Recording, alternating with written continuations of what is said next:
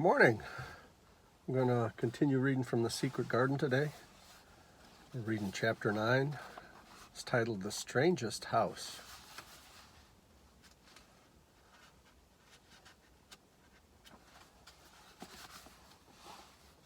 It was the sweetest, most mysterious looking place anyone could imagine. The high walls which shut it in were covered with the leafless stems of climbing roses, which were so thick that they were matted together. Mary Lennox knew they were roses because she had seen a great many roses in India. All the ground was covered with grass of a wintry brown, and out of it grew clumps of bushes which were surely rose bushes, if they were alive. There were numbers of standard roses which had so spread their branches that they were like little trees. There were other trees in the garden, and one of the things which made the place look strangest and loveliest was the climbing roses that had run all over them and swung down long tendrils which made light, swaying curtains, and here and there they had caught at each other or at a far-reaching branch and had crept from one tree to another and made lovely bridges themselves. There were neither leaves nor roses on them now, and Mary did not know whether they were dead or alive. But their thin gray or brown branches and sprays looked like a sort of hazy mantle spreading over everything, walls and trees, and even brown grass, where they had fallen from their fastenings and run along the ground.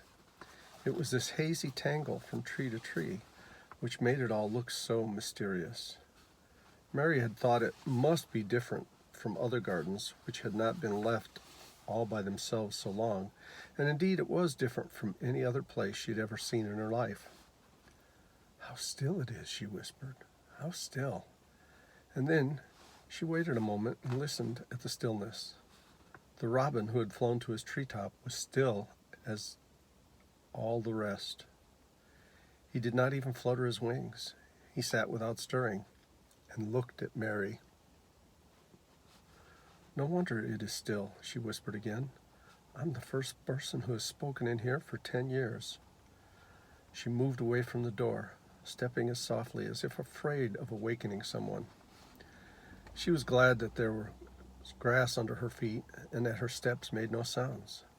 She walked under one of the fairy-like gray arches between the trees and looked up at the sprays and tendrils which formed them. "I wonder if they are all quite dead," she said. "Is it all a quite dead garden? I wish it wasn't." If she had been Ben Weatherstaff, she could have told whether the wood was alive by looking at it, but she could only see that there was only gray or brown sprays and branches, and none showed any signs of a tiny leaf bud anywhere. But she was inside the wonderful garden, and she could come through the door under the ivy any time, and she felt as if she had found a world all her own. The sun was shining inside the four walls, and the high arch of the blue sky over the particular piece of Misselthwaite seemed even more brilliant and soft than it was over the moor. The robin flew down from his treetop and hopped about, or flew after her from one bush to another. He chirped a good deal and had a very busy air as if he were showing her things. Everything was strange and silent, and she seemed to be hundreds of miles away from anyone, but somehow she did not feel lonely at all. All that troubled her was her wish that she knew whether all the roses were dead, or if perhaps some of them had lived and might put out leaves and buds as the weather got warmer. She did not want it to be a quite dead garden. If it were a quite alive garden, how wonderful it would be, and what thousands of roses would grow on every side. Her skipping rope had hung over her arm while she came in, and after she had walked about for a while, she thought she would skip around the whole garden, stopping when she wanted to look at things.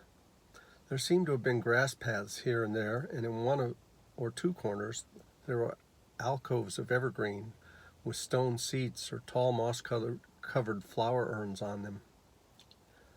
As she came near the second of these alcoves, she stopped skipping.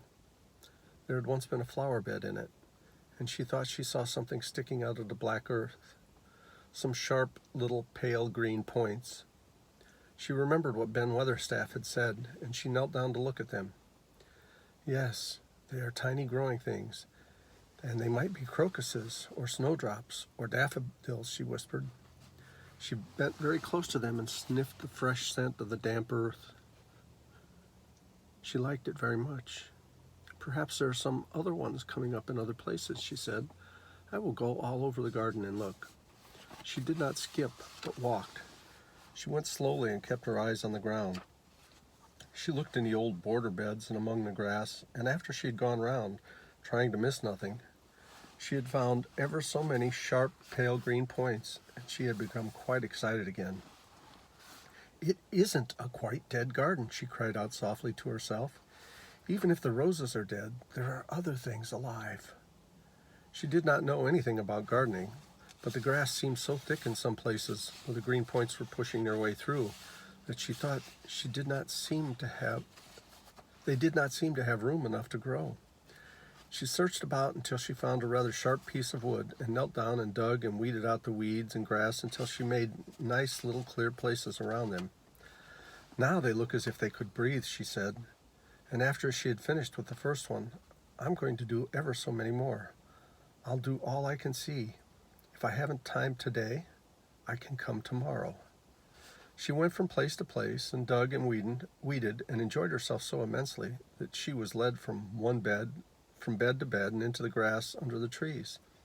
The exercise made her warm, and she first threw her coat off and then her hat, and without knowing it, she was smiling down on the grass, to the grass and the pale green points all the time. The robin was tremendously busy. He was very much pleased to see the gardening begun on his own estate. He had often wondered at Ben Weatherstaff, where gardening is done, all sorts of delightful things to eat are turned up in the soil. Now here was this new kind of creature who was not half Ben's size, and yet had the sense to come into the garden and begin at once. Mistress Mary worked in her garden until it was time for her midday dinner. In fact, she was rather late in remembering, and when she put on her coat and hat and picked up her skipping rope, she could not believe that she had been working 2 or 3 hours. She had been actually happy all the time, and dozens of the tiny pale green points were to be seen in cleared patches, looking twice as cheerful as they had looked before, and when the grass and weeds had been smothering them. I shall come back this afternoon, she said, looking all around at her new kingdom and speaking to the trees and rose bushes as if they heard her. Then she ran lightly across the grass, pushed open the slow old door, and slipped through it under the ivy. She had such red cheeks and such bright eyes, and ate such a dinner that Martha was delighted. 2 pieces o' meat and 2 helps o' rice pudding, she said. Mother would be pleased when I tell her that what the skipping rope's done for thee. In the course of her digging with her pointed stick, Mistress Mary had found herself digging up a sort of white root, rather like an onion. She had put it back in its place and patted the earth carefully down on it, and just now she wondered if Martha could tell her what it was. Martha, she said, what are those white roots that look like onions? They're bulbs, answered Martha. Lots of spring flowers grow from them. The very little ones are snowdrops or crocuses, and the big ones are narcissus and jonquils and daffy downy dillies. The biggest of all is lilies and purple flags. They are nice. Dickon's got a whole lot of them planted in our bit of garden. Does Dickon know all of them? Asked Mary, a new idea taking possession of her. Our Dickon can make a flower grow out of a brick wall. Mother says he just whispers things out of the ground. Do bulbs live a long time? Would they live years and years if no one helped them? Inquired Mary. They're things as helps themselves, said Martha. That's why poor folks can afford to have them. And if you don't trouble them, most of them will work away underground for a lifetime and spread out and have little ones. There's a place in the park woods where there's snowdrops by thousands. They're the prettiest sight in Yorkshire when the spring comes. No one knows when they was first planted. I wish the spring was here now, Mary. I wanted to see all the things that grow in England. She had finished her dinner and gone to her favorite seat on the hearth rug. I wish I had a little spade, she says. Whatever dost thou want a spade for? Asked Martha, laughing. Art thou going to take to digging? I must tell Mother that too. Mary looked at the fire and pondered a little. She must be careful if she meant to keep her secret kingdom. She wasn't doing any harm, but if Mrs. Craven found out about the open door, Mr. Craven, he would be fearfully angry and get a new key and lock it up for evermore. She really could not bear that. This is such a big, lonely place, she said slowly, as if she were turning matters over in her mind. The house is lonely, the park is lonely, and the gardens are lonely. So many places seem shut up. I never did many things in India, but there were more people to look at, natives and soldiers marching by, and sometimes band playing. And my ayah told me stories. There is no one to talk to here except you and Ben Weatherstaff. And if you have to do your work and Ben Weatherstaff won't speak to me often, I thought if I had a little spade, I could dig somewhere as he does, and I might make a little garden if he would give me seeds. Martha's face quite lighted up. There's now, she explained. If that wasn't one of the things Mother said, she says there's such a lot of room in that big place. Why don't they give her a bit for herself, even if she doesn't plant nothing but parsley and radishes? She'd dig and rake away and be right down happy over it. Then, them was the very words she said. Were they? Said Mary. How many things she knows, doesn't she? Eh, said Martha. It's like she says, a woman as brings up 12 children learns something besides her ABCs. Children's as good as arithmetic to set you finding out things. There's a lot of truth to that. You learn a lot when you have children. How much would a spade cost, a little one? Mary asked. Well, said Martha's reflective answer, at Thwaite Village there's a shop or so, and I saw a little garden set with a spade and a rake and a fork all tied together for 2 shillings. And they was stout enough to work with, too. I've got more than that in my purse, said Mary. Mr. Morrison gave me 5 shillings, and Mrs. Medlock gave me some money from Mr. Craven. Did he remember thee that much? Exclaimed Martha. Mrs. Medlock said I was to have a shilling a week to spend. She gives me one every Sunday. I didn't know what to spend it on. My word, that's riches, said Martha. Thou can buy anything in the world that thou wants. The rent on our cottage is only a thruppence, and it's like pulling eye teeth to get it. Now I've just thought of something, putting her hands on her hips. What? Said Mary eagerly. In the shop at Thwaite they sell packages of flower seeds for a penny each, and our Dickon, he knows what is the prettiest ones and how to make 'em grow. He walks over to Thwaite many a day, just for the fun of it. Does thou know how to print letters? Suddenly, I know how to write, Mary answered. Martha shook her head. Our Dickon can only read printin'. If thou could print, we could write a letter to him and ask him to go and buy the garden tools and the seed and at the same time. Oh, you're a good girl, Mary cried. You are really. I didn't know you were so nice. I know I can print letters if I try. Let's ask Mrs. Medlock for a pen and ink and some paper. I've got some of my own, said Martha. I brought 'em so I could print a bit of a letter to my mother on Sunday. I'll go and get it. She ran out of the room, and Mary stood by the fire and twisted her thin little hands together with sheer pleasure. If I have a spade, she whispered, I can make the earth nice and soft and dig up weeds. If I have seeds, I can make flowers grow. The garden won't be dead at all. It will come alive.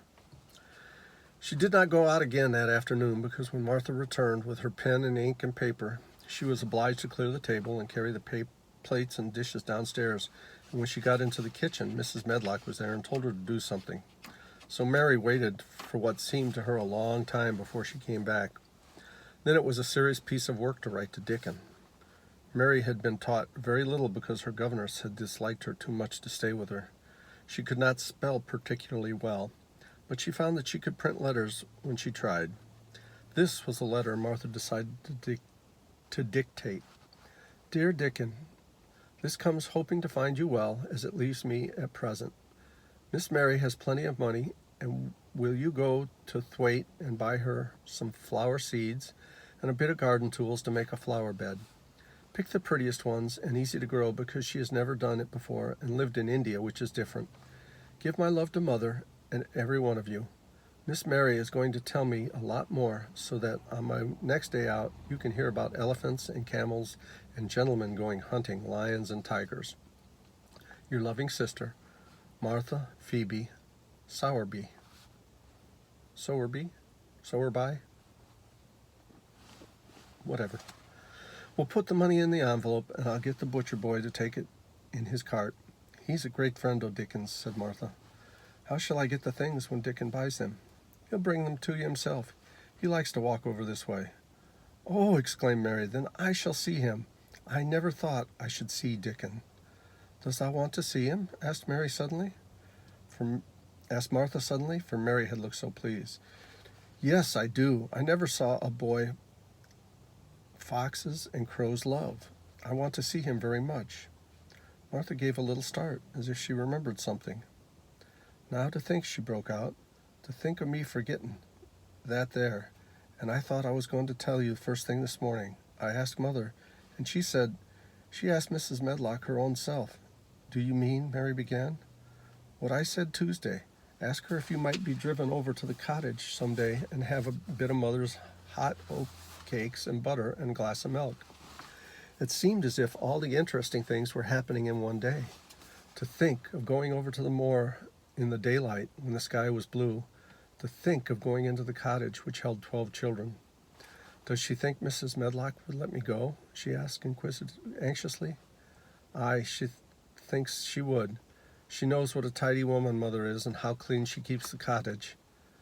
And if I went, I should see your mother as well as Dickon, said Mary, thinking it over and liking the idea very much. She doesn't seem to be like the mothers in India. Her work in the garden and the excitement of the afternoon ended by making her feel quiet and thoughtful. Martha stayed with her until tea time, but they sat in comfortable quiet and talked very little.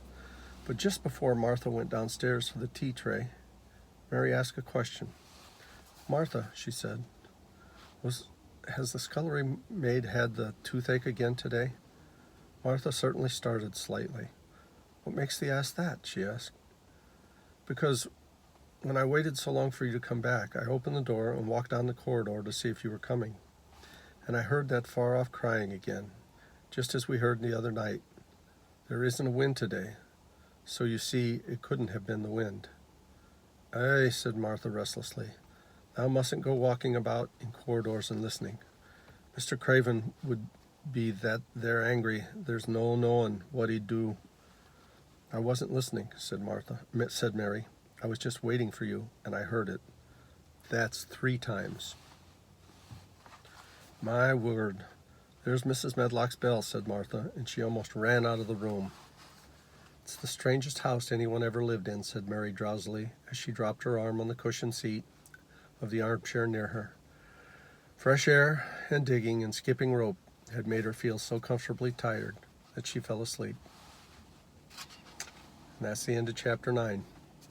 The next chapter is titled Dickon, so I guess we'll get to actually meet the boy. So in the meantime, reach down there and click like and subscribe. Share them with friends. I hope you like this story. Bye-bye for now. Love you.